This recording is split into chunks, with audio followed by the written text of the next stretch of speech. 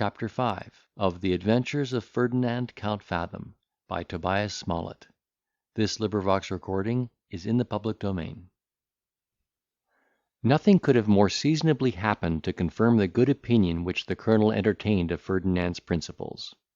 His intentions towards the boy grew every day more and more warm, and immediately after the peace of Passarowitz he retired to his own house at Pressburg, and presented young Fathom to his lady, not only as the son of a person to whom he owed his life, but also as a lad who merited his peculiar protection and regard by his own personal virtue.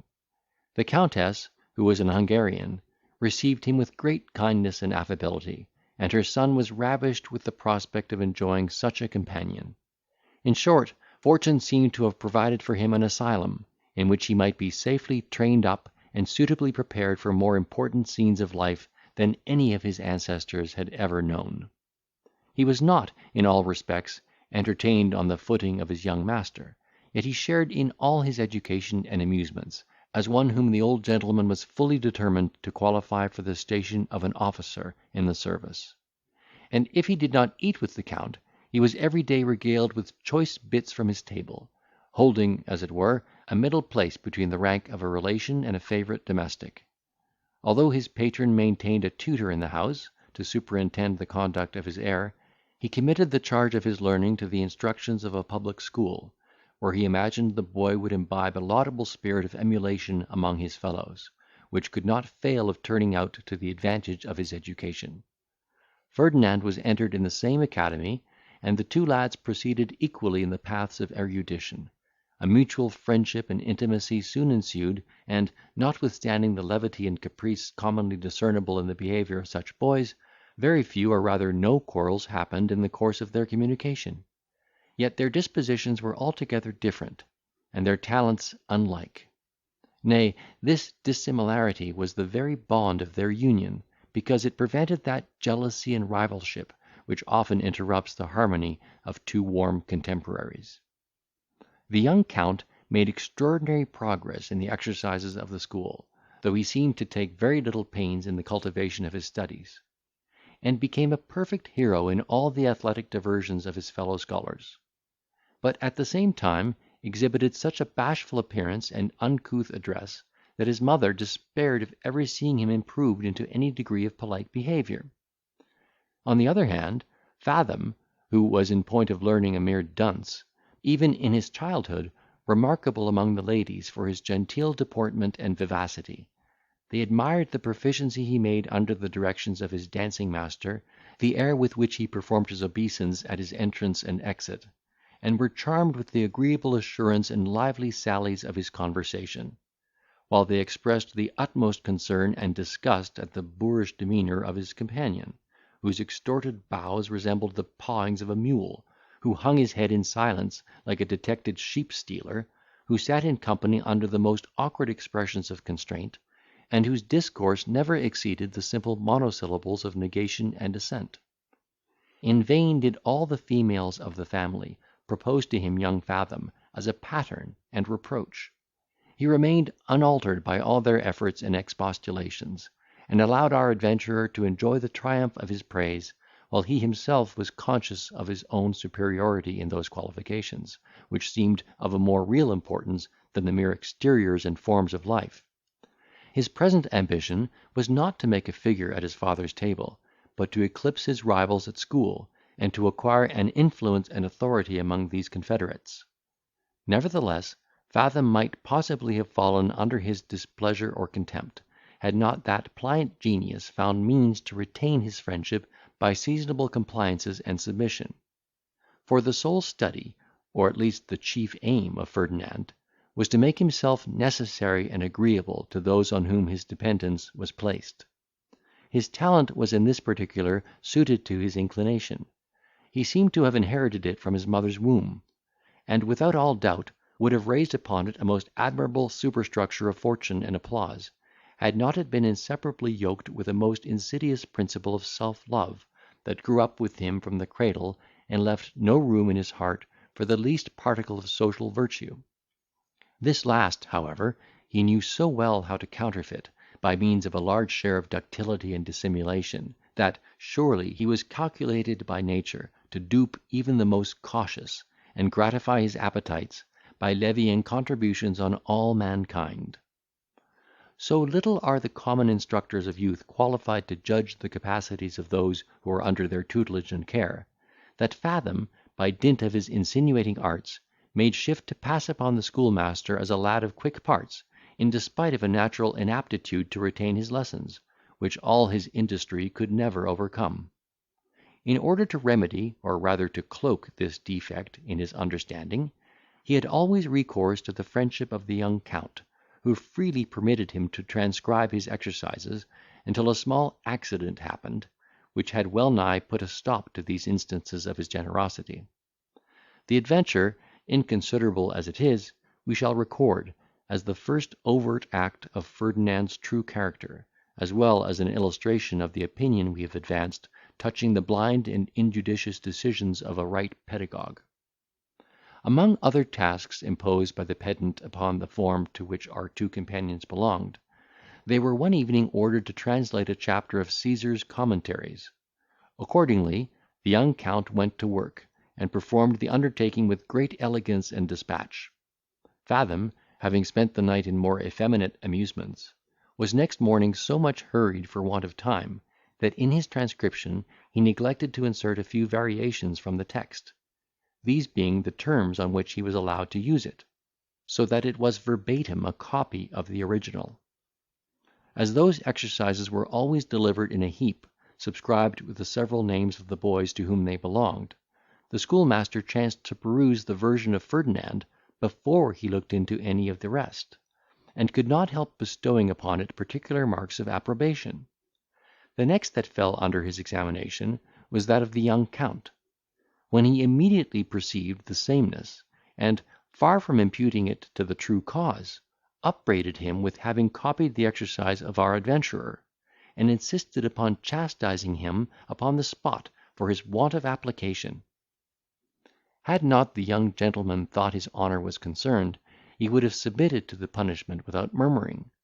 but he inherited from his parents the pride of two fierce nations, and being overwhelmed with reproaches for that which he imagined ought to have redounded to his glory, he could not brook the indignity, and boldly affirmed that he himself was the original, to whom Ferdinand was beholden for his performance. The schoolmaster, nettled to find himself mistaken in his judgment, resolved that the Count should have no cause to exult in the discovery he had made, and, like a true flogger, actually whipped him for having allowed Fathom to copy his exercise.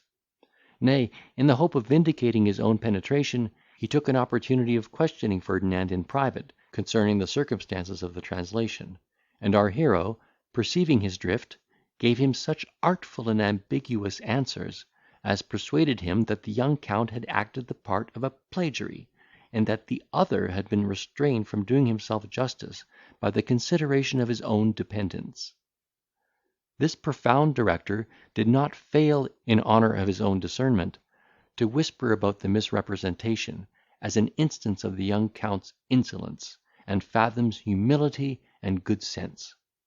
The story was circulated among the servants, especially the maids belonging to the family whose favour our hero had acquired by his engaging behaviour; and at length it reached the ears of his patron, who, incensed at his son's presumption and inhospitality, called him to a severe account, when the young gentleman absolutely denied the truth of the allegation, and appealed to the evidence of Fathom himself. Our adventurer was accordingly summoned by the father, and encouraged to declare the truth, with an assurance of his constant protection. Upon which Ferdinand very wisely fell upon his knees, and, while the tears gushed from his eyes, acquitted the young Count of the imputation, and expressed his apprehension that the report had been spread by some of his enemies, who wanted to prejudice him in the opinion of his patron.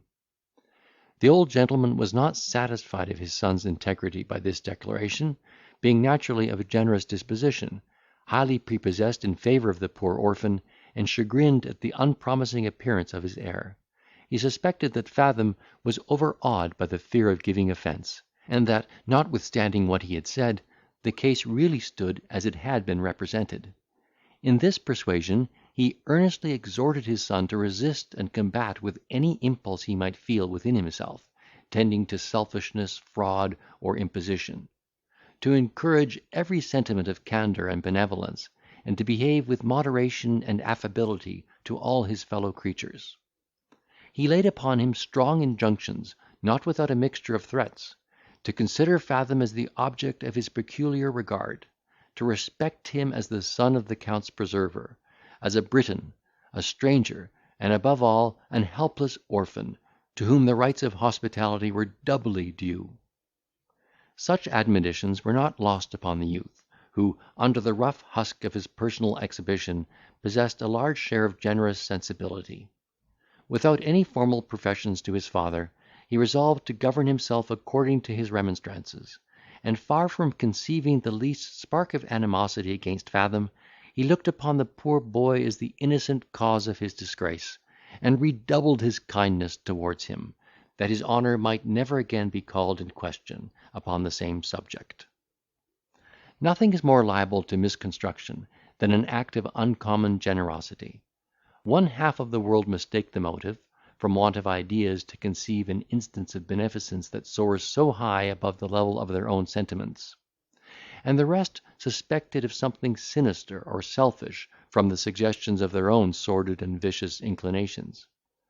The young Count subjected himself to such misinterpretation, among those who observed the increased warmth of civility and complaisance in his behaviour to Ferdinand. They ascribed it to his desire of still profiting by our adventurer's superior talents, by which alone they supposed him enabled to maintain any degree of reputation at school; or to the fear of being convicted by him of some misdemeanour of which he knew himself guilty. These suspicions were not effaced by the conduct of Ferdinand, who, when examined on the subject, managed his answers in such a manner as confirmed their conjectures, while he pretended to refute them, and at the same time acquired to himself credit for his extraordinary discretion and self-denial. If he exhibited such a proof of sagacity in the 12th year of his age, what might not be expected from his finesse in the maturity of his faculties and experience? Thus secured in the good graces of the whole family, he saw the days of his puerility glide along in the most agreeable elapse of caresses and amusement. He never fairly plunged into the stream of school education, but, by floating on the surface, imbibed a small tincture of those different sciences which his master pretended to teach. In short, he resembled those vagrant swallows that skim along the level of some pool or river, without venturing to wet one feather in their wings, except in the accidental pursuit of an inconsiderable fly. Yet, though his capacity or inclination was unsuited for studies of this kind, he did not fail to manifest a perfect genius in the acquisition of other more profitable arts. Over and above the accomplishments of address, for which he hath been already celebrated, he excelled all his fellows in his dexterity at fives and billiards, was altogether unrivalled in his skill at draughts and backgammon, began, even at these years, to understand the moves and schemes of chess, and made himself a mere adept in the mystery of cards, which he learned in the course of his assiduities and attention to the females of the house. Chapter 5.